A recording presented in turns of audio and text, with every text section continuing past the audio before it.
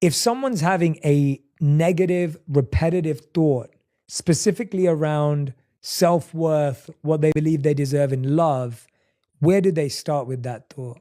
Well, we think primarily 90% of the time we think the same thoughts as we thought the day before. The challenge with that is the thought that you keep thinking over and over again becomes a belief.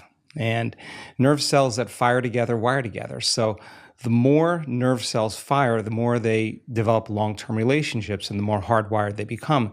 The more hardwired they become, the more automatic they are. The more automatic they are, the more unconscious they become.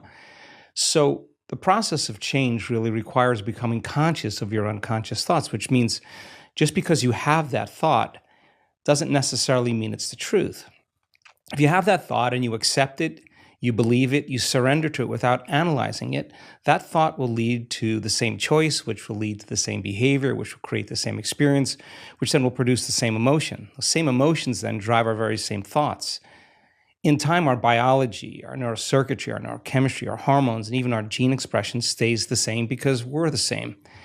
So in the process of change, when you come up against that unconscious belief and you make it conscious, most people get uncomfortable when they confront that thought. And they're stopping an automatic process. And the body, which has been conditioned to be the mind because it's doing something over and over again, that's a habit, is craving the experience because it wants the emotion associated with it, right? So the thought of being unworthy produces the feeling of being unworthy. That feeling then, when the person feels unworthy, tends to cause the person to think more unworthy thoughts. And it only takes a thought and a feeling, an image of yourself and an emotion, a stimulus and response, and you can condition the body to memorize that behavior and that emotional state better than the conscious mind. So the moment we inhibit that thought or the moment we become conscious of it and we no longer accept it, there's a biological craving that takes place in the body because the body has been conditioned to be the mind. So the body starts influencing the mind to think more corresponding thoughts equal to that feeling. So here comes the assault. Then you're not only unworthy, you're everything else that goes along with that feeling. And this is where people have to make up their mind if they truly want to change. Because if you decide to confront that thought and make a different choice, get ready because you're going to feel uncomfortable. It's going to feel unfamiliar. And there's going to be some uncertainty because you're stepping out of familiar territory.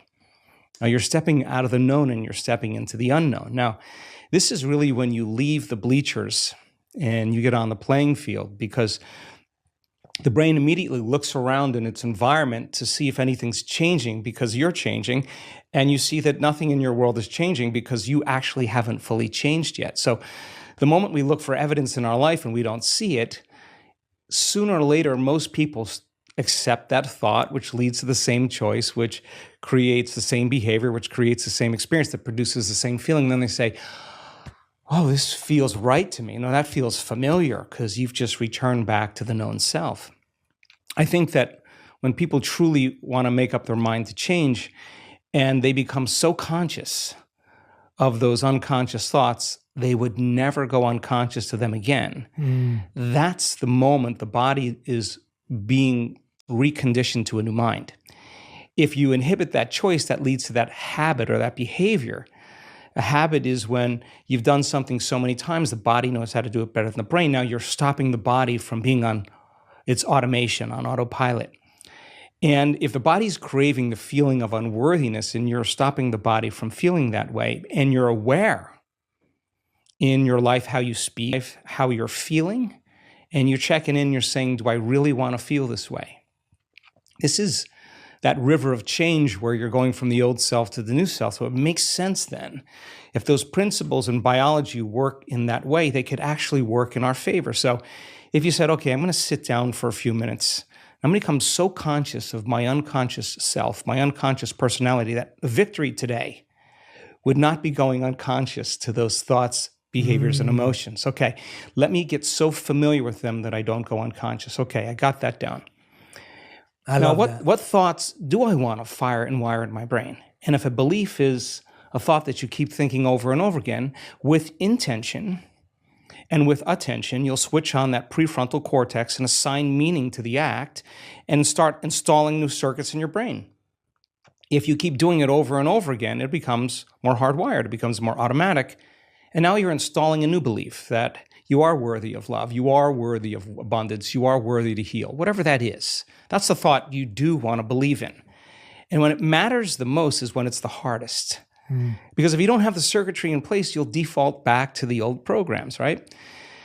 So then if you said, how am I going to be in my Zoom calls today? How am I going to be in traffic today? How am I going to be with my ex, my coworkers? And you started thinking about and rehearsing how you were going to act in certain situations. The brain actually doesn't know the